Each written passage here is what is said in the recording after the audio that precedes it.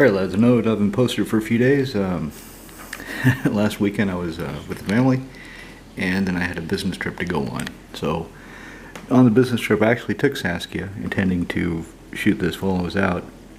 But the days were late, I would get back to the hotel late, and just was too tired to do it. Anyway, enough screwing around. Let's get back to it. So what I'm going to do today is see if Saskia is ready to roll. So I got some new cards for Saskia. I said to you last time. Again, so she's a black, green, red, white human soldier, 3/4. Vigilance and haste, so as soon as she comes into play, she can attack and she doesn't have to do it. She just punches somebody in the fucking head. When she comes into play, I choose a player. I could choose me, because choose a player. That'd be kind of dumb, but it is an option. I would be remiss if I didn't mention it. Whenever creature control deals combat damage to a player, it deals that much damage to the chosen player. Ooh, yeah. I wonder if there's any way, if somebody's playing Saskia, where if you mind-slavered them, and you flickered Saskia, you could force them to choose themselves. Or Soren Markov, the original Soren Markov, the 3 black, black, black, so 6 mana cost. Soren Markov, his neg 2, neg 3, his middle ability is you control target player's next turn. And if you can flicker Saskia, should come into play, you make all decisions for the player. Ooh, that's interesting. Wow. Anyway, I hope that doesn't happen to me, because that would suck. That would suck goat ass. So let's review the land. 1, 2, 3. I've got 3 of each basic. I'm trying to keep the deck relatively balanced between the colors. So 3, 6, 9, 12. I've got a dozen basics. Right there. 1, 2, 3, 4, 5, 6, 7, 8, 9, 10, 11, 12, 13, 14, 15, 16, 17, 18, 19, 20. 1, 2, 3, 4, 5. So we've got 37 lands. I don't quite like that I don't have all the cycles. The dual lands, I mean, come on. If I have any dual lands, that's an accomplishment these days. So dual lands, I'm missing. I've got Bayou and I've got Taiga. I don't have Badlands and I do not have Savannah. I have all the shock lands. I have all of her fetch lands except for Arid Mesa. She does not have an Arid Mesa. But she's got plenty of things to make up for it. Which actually, with the number of shock lands, 5, makes me think I should do some kind of land theme. Add some cards that return lands to play or use lands. I do have the Gauntlet Trenches in here, and if I put Splendid Reclamation, then I can get all my lands back that I sacrificed. So anyway, Planeswalkers. Still going with Elspeth Tyrell. Game of life for creature control. Yeah, nice. I'm going for a token theme. It's all random tokens. I'm not putting anything that makes plus and plus encounters on all my creatures. Some of the creatures will get plus and plus encounters, like Champion of Lamphold. But I don't want plus and plus encounters on everything because of the memory issues. For example, she makes soldiers, so I've got other cards that make birds. I've got just different random tokens, and I don't want to have the cards or all these random tokens to put counters on them. Bugger that. Anyway, Elspeth Tyrell, her main ability I'm going to be using her for is put 3 1/1 white soldiers on play. Kaya Geist Hunter, her main ability I'm playing her for is the until in turn one or more tokens would be created under your control. You create twice as many instead. Double the tokens, double the punch, double the... Just double it. Okay. Creatures control gain death touch until end of turn. Put a plus and plus encounter up to one target token creature you control. Target creature token. So if I do that, it's up to. So I don't have to put a token, put a counter on a token, but It's kind of going against exactly what I just said. But everything gets Death Touch. So all my tokens have Death Touch. That's kind of nice. Stark and Fold, the main reason easier is because my creatures will get haste. That's a +1 ability. That's a plus. It's not negative. I can steal somebody's creature. I can put some dragons into play, but mainly give all my dudes haste and +1/+1 till end turn. Alright, champion. So how should I do this? Probably do it the same way I did last turn, kind of by color. So let's call him red. We'll go by the first one. Call her white. Well, call that a black card. So black, red, white. Like I said, I'm trying to keep the colors balanced. Alright, champion comes to play. Again, any creature comes to play on anybody's side to gain a life. Put it in the white. Balin, tap 2 and tap tokens you control. Add a mana of any color. Tap 3 and tap tokens. Draw a card. Tap 4. Put 3 counters on this Death Bunny, and Death Bunny gains trample till end of turn. So he would be, the first time, he would be a 7/6 trampler. That's respectable. I can dig that. Let's call him green. Calculating Lich. Whenever a creature attacks one of your opponents, that player loses 1 life. And it's any. If I attack somebody 10 creatures, they lose 10 life. Bueno. So black, champion Blamholt. Creature's power less than her power. Can't block creatures I control. Whenever another creature comes into play, she gets a +1/+1. So if I make 3 tokens with Elspeth, she gets 3 +1/+1 counters, making her a 4/4. So anything less than a 4/4 can't block my creatures. Call her green because she is Cheddarfang. So if I make tokens, I also make squirrel tokens. And he's got Forest Walk, which is a great side ability, plus he kills things. Cat's going crazy. I don't know what the hell his problem is. So green is over here, calling Sarkin red. I'm already screwing it up. See, random tokens. Clarion Spirit. Whenever you cast your second spell each turn, create a 1/1 white spirit creature token with flying. Just kind of a way of getting out tokens early. I want repeatable ways of developing tokens. I don't want too many sorceries that do it. I don't want too many one-shot and done. I want to be able to repeat the process and keep getting tokens. Speaking of that, Drained Hermit. Okay, so he's got Echo. He gives scrolls +1/+1. When he comes into play, he comes with 4 little squirrel buddies. So if we've got Cheddarfang, that's 8 little squirrel buddies for the low cost of 5 mana. Green Fiend Artisan. Gets +1/+1 for each dead creature I have. I can sack another creature. I'm making tokens. I'm going to have creatures I'm willing to sack. Go find a creature with mana cost X or less, and throw it in the battlefield and watch your opponents cry. Let's call him black, because he's hybrid. He can be black. Frontline Medic.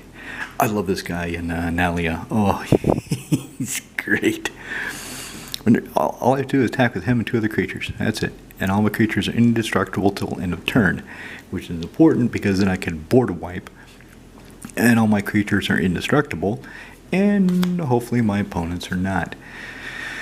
Grave Titan. So I make zombie tokens. Like I said, repetitive token whenever he comes with player attacks. Black. Guardian of Faith. Okay, since I'm making tokens, I've started using a lot more of these. You might have noticed in my videos I'm using a lot of copies of Guardian of Faith. Glorious Protector. No. Not Glorious Protector. The Angel. Anyway, she's from Kaldheim. She comes into play. And any number of target non-angel creatures you control are exiled until she leaves play. So with tokens, if they're exiled, then they don't come back. He phases them out. So if somebody casts a board wipe and I throw him down, my creatures phase out. So the tokens don't go anywhere.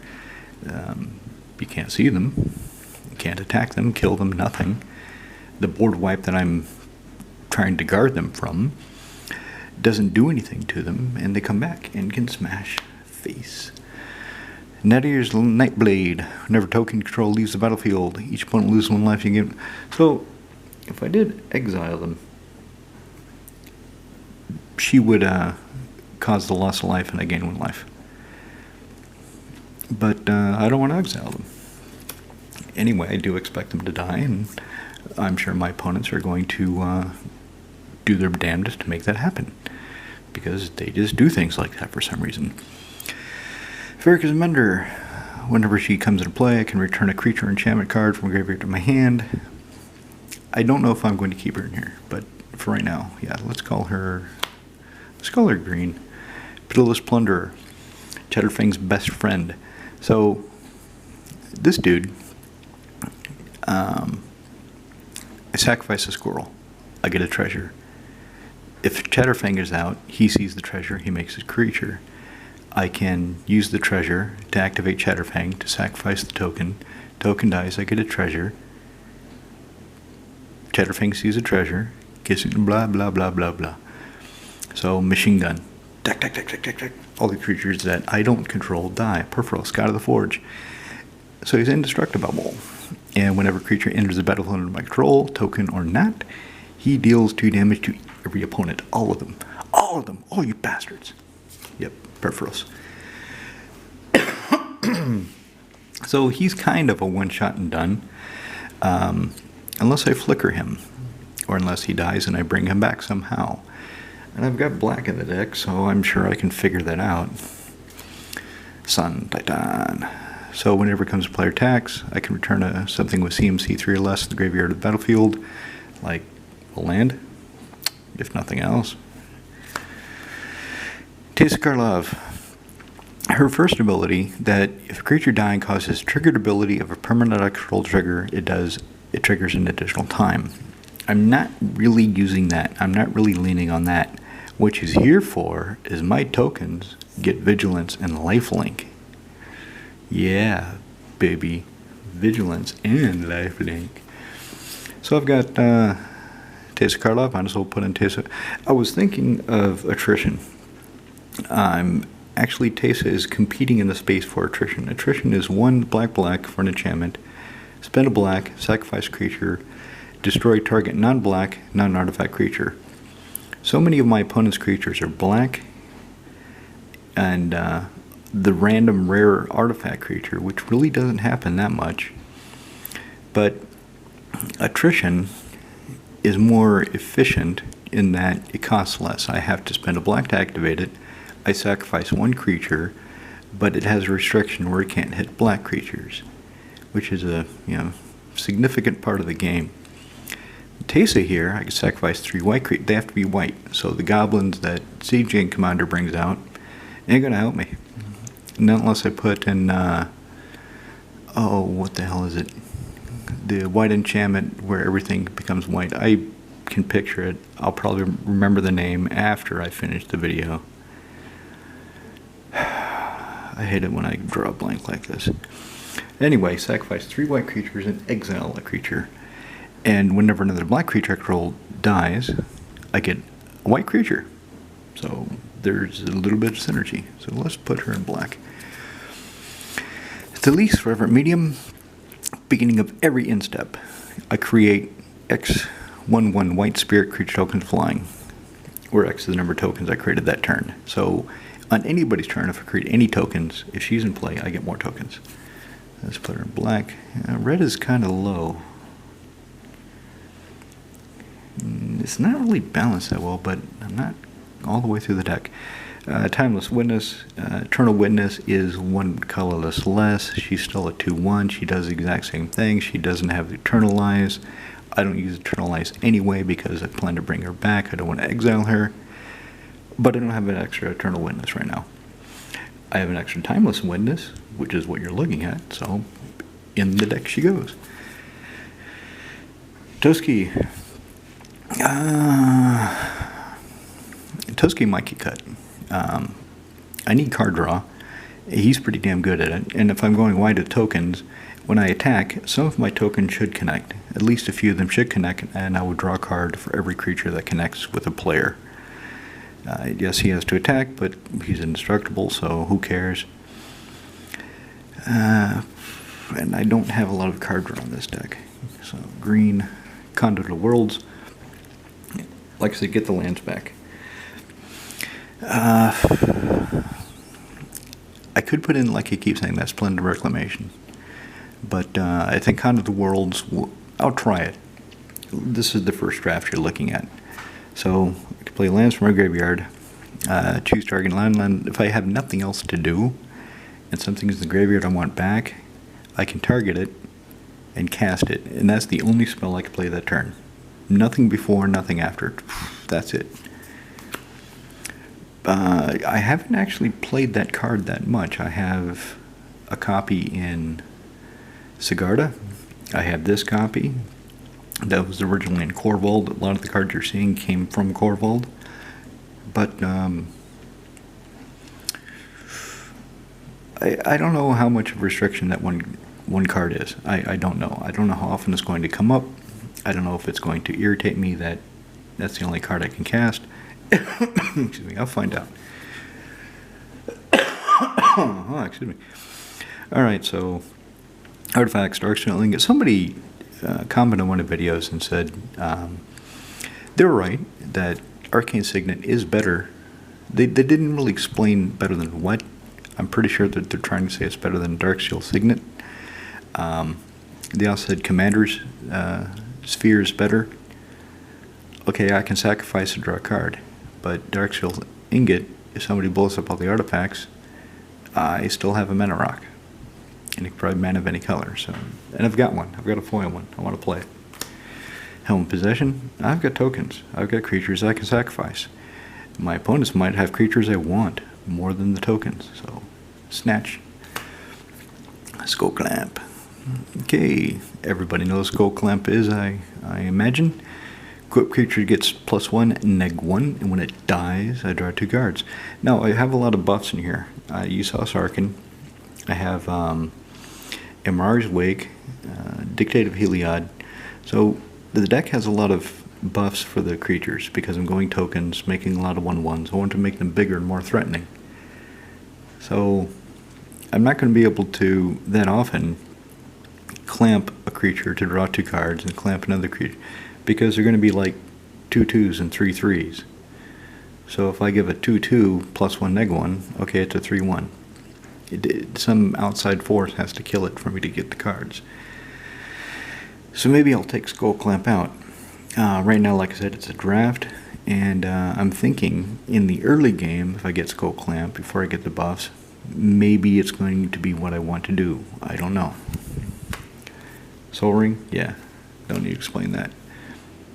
Okay, here's a random buff. Creatures I can roll a +1/+1, and I can destroy a creature that dealt damage to me. And it doesn't matter how. So, if Cube is playing Grayson Starn, and I've got the Spear of Heliod out, if Grayson Starn does damage to me, I can pay 5, 2 for the ward on Grayson, 1 double white, and kill Grayson Starn. So, there's that corner case. Okay, Arachnogenesis. Fog, essentially. Create X 1/2 green spider creature tokens with reach. More random tokens, just random pocket spiders and zombies and birds and spirits. Just random tokens.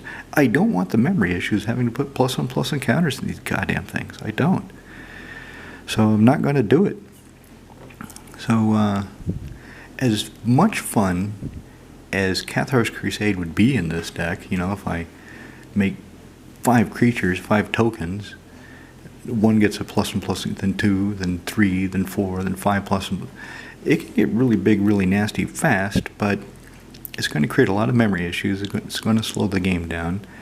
And I'm trying to build something strong, fun to play, and fun to play against. So nothing that, oh God, how many triggers do you have? 5? Hurry up, finish your turn. I don't want any of this shit. So anyway, I make these spiders, 1 for every creature that's attacking me. They block the creatures that are attacking me. They don't take damage. They don't die that turn. and essentially it's a fog, and I keep the tokens. Green. Artifact mutation, destroy target artifact. It cannot be regenerated. Put X and 1/1 green saplings, another creature type, into play where X is the current mana cost. Instantly. Crop rotation. At the time to play crop rotation, sacrifice a land, search the library for a Gaia's Cradle, put that cradle into play, shuffle your library after. Or, just whatever, as the genie calls it, whatever bullshit land I need, I'll rotate for it. Alright, now we've got some red. Massive Raid. So, Guardian of Faith will protect my creatures from a wipe.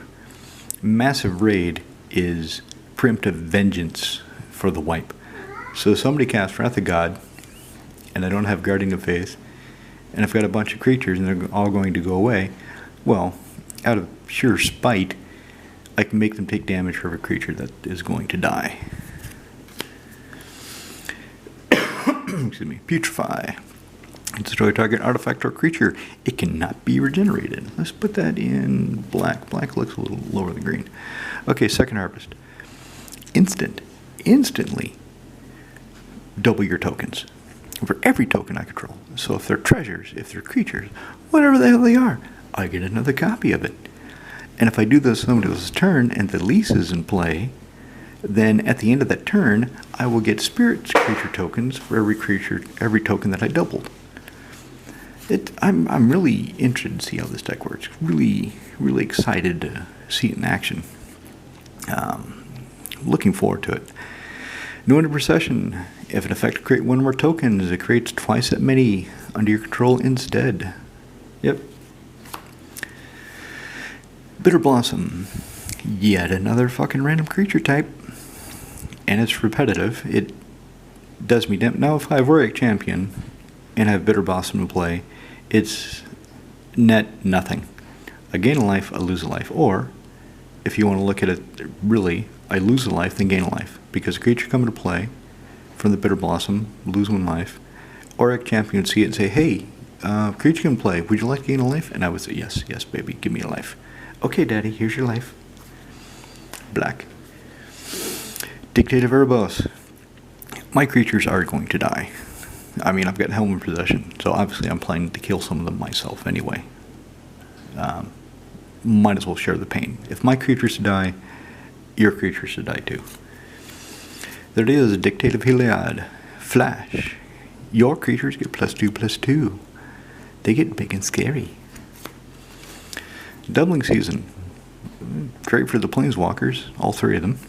Great for the tokens, token generators, all, however the hell many I have, I haven't been counting. Goblin Bombardment. Okay, I'm creating tokens. And like I said, they're going to die. And if they're going to die, might as well get some use out of them. Goblin Trend. This is the card I want to see work. I had it in Aurelia at first, and I realized I didn't need it in Aurelia. Aurelia's Goblin token generators, the Goblin creatures like Pashlik Mons, the Krinkos, Squee, the Monarch, those dudes do the job just fine. I didn't need Goblin. When I had the opportunity to search for an enchantment or an artifact with an Enlightening Tutor, I never went for. I thought I would go for Goblin Trenches, but I never did, so I took it out of the deck. Let's call that red. Martyr's Cause. Sack creature, prevent all damage creature player from one source. So, if I have Dictative Heliod out, it's I can sack creature. Everybody else gets sack creature, and I get to prevent all damage from one source. Win-win for me, yeah? Murray's Wake. My creatures get bigger. My lands produce double. What's not to love? Let's call that white. Pernicious Deed. Sack Pernicious Deed. Destroy each artifact, creature, and enchantment with CMC X. Yeah, this is going to hurt me. If I'm making tokens, they've got CMC 0. But sometimes you just have to equalize things, flatten the board, set off a bomb. And this is definitely a bomb. It's also a reason to keep Erika's Mender in there, because when I set it off, I'm going to want to get it back. I'm going to want to do it again, I am sure. Sun Titan can bring it back too, though, because it's only 3 mana. Smothering Tithe. Whenever an opponent draws a card, they may pay 2. If they do not, because they are mana screwed, I get treasures. And when I get treasures, if Chatterfing is out, I get squirrels. If the lease is out, I get spirits. Let's try it. Will Leader's Call. Again, another buff the team. My creatures go +1/+1. A creature enters the battlefield under my control, deals 1 damage to each opponent. So it's kind of like a mini Perforos. Call that red. Army of the Damned. Like I said, I don't want too many sorceries. I don't want too many one-shot done. But this has flashback. So for 8, I can create 13 2/2 zombies. And then for 10, I can do it again, flash it back. But with Timeless Witness, I can get it back that way. I don't know. I'll leave it in there, see how it works. So Conqueror's Pledge, I'm taking out. I'm taking out for 2 reasons. One, I want, like I keep saying, repetitive token generation. And 2, in a lot of my decks, it's multiple colors.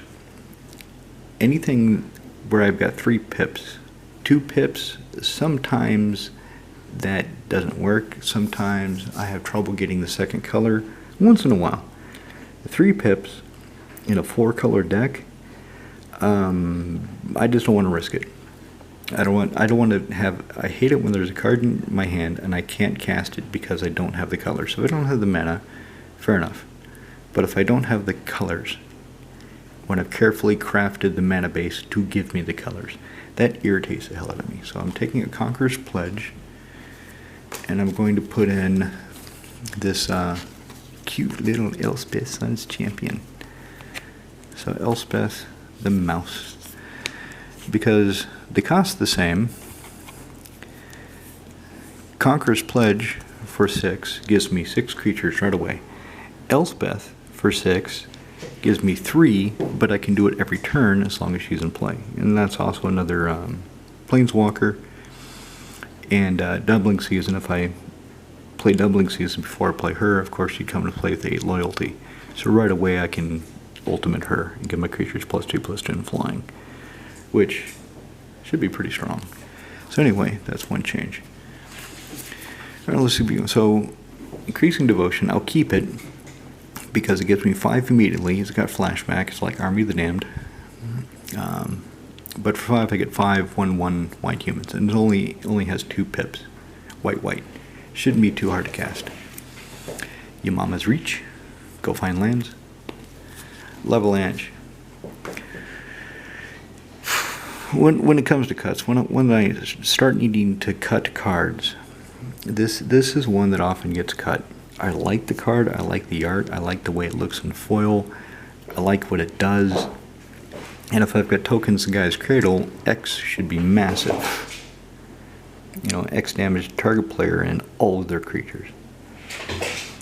That said, it's still a one-shot sorcery, and that I want to attack. It might not need this effect or need to wipe the board. Because if I'm attacking, let's say I've got Kaya, and I get my creature's Death Touch, not too worried about wiping my opponent's board before I attack, or if I've got the excuse me, Battlefield Medic. So this might get cut. Nature's Lore, go find a forest, put a ramp, need a ramp. Skyshark Claim, go find 2 forests, put them into play, not tapped, just put them into play, then shuffle. With all the shock lands and the 2 dual lands that both produce green, so actually I'm not just missing Savannah and Badlands, I'm also missing, there are 4 others. She can have 6 of any dual land cycle, because 4 of them will have blue, and she can't have those. So it's also black, white, scrubland, and white, red, plateau. But I'm not spending money on those. No. I don't even have the money for those. What am I talking about? Time for Splice. Alright, and if you've been listening, the cat is going crazy. He's having his nightly freak out. Spontaneous generation. It is a one-shot and done token generator. But if I have a bunch of... I don't have Reliquary Tower in this deck. I don't have anything to give me a big hand size. So the most I would get out of this is 6. Because if I have a full hand of 7 and I cast this, I would have 6 cards when it resolves. So I would get, for 4 mana, 6 Saplings. Well, why not? Attempt of Discovery. Like I said, always, invariably, in a 4-man game, one guy would be mana screwed and will say, I'm going to take your offer. Another guy will say, don't do it. He's going to get some real bullshit lands. Don't do it. The other guy's going to say, sorry, I need the land. I'm going to do it. And then the third guy, he's kind of either way. And usually he's the tiebreaker. So if he decides to take the offer and go find a land, so I get 3 lands, the fourth guy will almost always at that point say, okay, fine, fuck it. What's the difference between him getting 3 lands and 4? I'll go find a land too. Sometimes it doesn't work that way. Sometimes but I don't think there's been a time I have not pulled 3 lands with Attempt Discovery. So that's a great card. Alright, so that's a review of what I've got. Let's count it up. So I've got 38 cards, 37 lands. Saskia, that's 38. So I can have 62 other cards. And I have more cards than will go. 1, 2, 3, 4.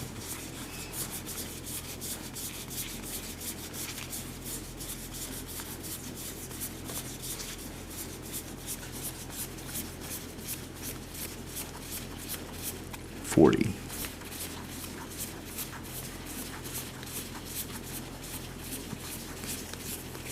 $58. I can put in 4 more cards.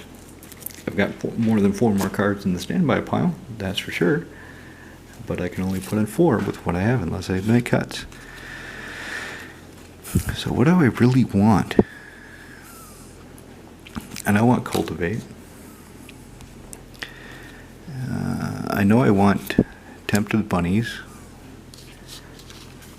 So Cultivate, of course, to round out the ramp suite. Tempt of the Bunnies. Draw a card and create a 1/1 bunny for... And then each opponent may do the same. Draw a card, create a 1/1 bunny. For everybody who does, you get another one. So it's either going to give me 1 or it's going to give me 4. It's probably going to give me 3. Tempt of the Vengeance. Put X 1/1 red elemental creature tokens with haste into play. Each opponent may do the same. For everybody that does, you get that many more tokens. And if I've got Doubling Season or no end of procession, it gets that much worse. So I definitely want that. Which means I have 6 cards. Well, let's just put Terror of the Peaks down. So whenever another creature comes to play under my control, he deals damage equal to that creature's power to any target. So if I make a bunch of tokens, I get a bunch of one-shot damage. Unless I have buffs. If I've got Dictator of Heliod, then I've got a bunch of lightning bolts, which can get really nasty really fast. So there's 4. So to put these in, I have to cut things. So this guy, whenever 1 or more other creatures die, draw a card. Only once per turn. Not too sure about that. Only once per turn. I do want Mortify because I have Pongify. Putrefy. I've got Putrefy, not Pongify. That's blue. And I would like to have both, but something has to get cut. Dryad Elysian Grove. I don't have a lot of card draw, so I'm probably not going to have the ability to play multiple lands each turn. But if I've got Conduit Worlds out and fetch lands in the graveyard, I will be able to play multiple lands each turn. So his exploration ability will be really nice. Plus he mana fixes. Lands every basic land type in addition to other types. Inferno Titan, I've got Sun Titan and Grave Titan. I cannot have Primeval Titan because he's banned for understandable reasons. It warps the game around him. I don't have any damage. I was thinking of putting City on Fire or, what's the other one that triples damage? But City on Fire costs, I think it's 8. And whenever a permanent control deals damage, it deals triple the damage. So Perforos, every creature that comes into play, he would deal 6. Or Looter's Helix, every creature that comes into play, it's a lightning bolt. And having that card makes him more useful. As it is, just the fire breathing, and when he comes into play or attacks, I get to lightning bolt something. Well, deal 3 damage, divided any way I choose among 1, 2, or 3 targets. I'm not sure if I really need him that badly. I got him for the deck, but I don't think he really has a place right now the way it's constructed. Like I said, I'm thinking of more land relevant cards. I'm also thinking of Aura Shards, pulling Aura Shards out of Icarus Siracondo, because they only play 1 creature turn, maybe 2 creatures a turn. So it's not as impressive to have Aura Shards with them. And they've got Big Monkey, Ancient Silverback. Ancient Silverback, when a creature comes to play under my control, I can destroy an artifact or enchantment, or I can gain 4 life, or I can reveal the top 4 cards from my library, and I think show a land and it goes in my hand. I think that's it, and the rest are on the bottom. I've got him in there, so he can do the duty of Aura Shards. And then Reverberate. The main reason for Reverberate is essentially a counterspell. So somebody's going to counter something I'm counting on. I can Reverberate it and copy the counterspell, or somebody's going to cast an Overloaded Cyclonic Rift, which doesn't happen that often. Usually, the only guy that has rifts is the Genie. And he doesn't play the deck terribly often, but he did say he wants to start playing it again. So that would be why I would put Reverberate in this deck. Maybe I should just say screw it and take the risk that if somebody does cast a Rift, I'll be caught short. But if somebody does cast a Rift, maybe I'll have Massive Raid or Guardian of Faith or Goblin Bombardment in play. Maybe one of those, and then it won't matter so much. So I've got 3 cards that protect me against Rift as it is. I don't know if... I did buy this card for the damn deck, and it was 100 crowns. So anyway, those 4 are going in. These 2 require cuts. I love making cuts. It's just... You take the time to make a deck. You take the time, you painstakingly acquire the cards, or pull them out of your binder, the ones you have. And then you realize something is probably better, but all of these are good in the deck. So it's a question of, okay, what isn't as good as these? Or is everything you pulled better than these? What is it, Max? Max, I'm almost done. Just wait. So maybe I don't need the Skull Clamp.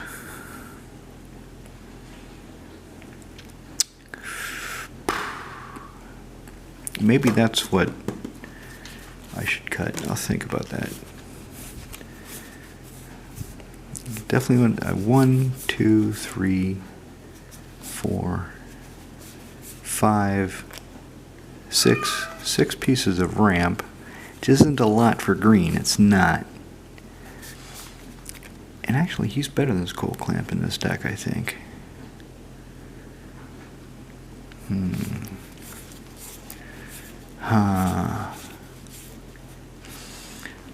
Do I want to pull this out? So this is only impressive if I have a bunch of mana, and it's a sorcery. So I have to do it on my turn. Maybe I should cut Levelange. Maybe I don't need it. I mean, Mortify. It destroys a target instantly. Target creature or enchantment. And this just hits creatures and player. But if I have tokens to attack with, they should hit the player. And if he wants to throw creatures in front of them, okay, he throws his creatures in front. Maybe I'll take out Levelange.